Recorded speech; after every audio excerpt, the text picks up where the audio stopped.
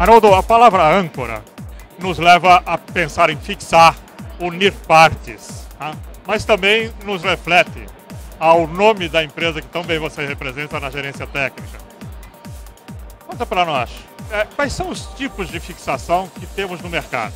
Olha, hoje, de um modo geral, a gente pode falar assim, que as fixações elas são divididas nas mecânicas e nas químicas. As mecânicas são aquelas onde você tem as buchas e os chumbadores, até o prego na madeira ou a fixação à pólvora, onde você vai fixar pinos no concreto. E você tem também, por último, a fixação química, onde você tem as colas, os selantes e até o chumbador químico. A gente tem uma linha vastíssima hoje, nós começamos primeiro com chumbadores mecânicos, tinha só 2 ou 3 modelos. Aí nós fomos para os chumbadores químicos, chumbadores de nylon, entramos com a linha de buchas também. Aí depois tivemos a fixação à pólvora, primeiro na ação direta e depois na indireta, de alta qualidade.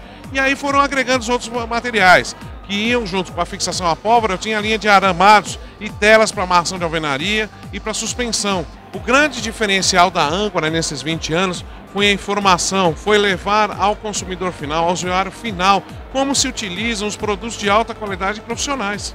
Quer dizer, não era tão difícil usar um chumbador, as pessoas tinham medo disso. Então hoje a gente está desenvolvendo programas de treinamentos específicos para consumidores finais, para usuários profissionais, para lojistas, balconistas e até engenheiros e arquitetos.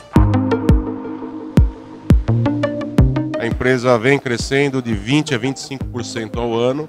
Para esse ano, 2013, nós esperamos um crescimento maior ainda, porque tem uma perspectiva muito grande de negócios no mercado. E a âncora tem, para esse ano, feito um investimento muito grande.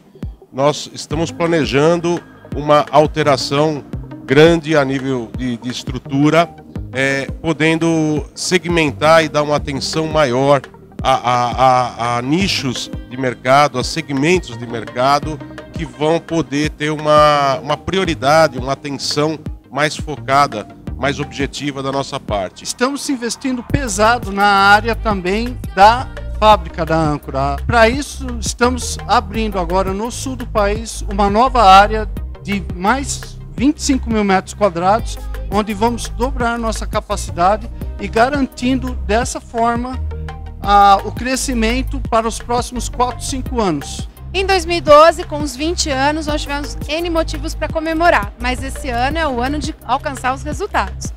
No atendimento ao canal, né, com a segmentação, a gente pretende atender as mais diversas necessidades.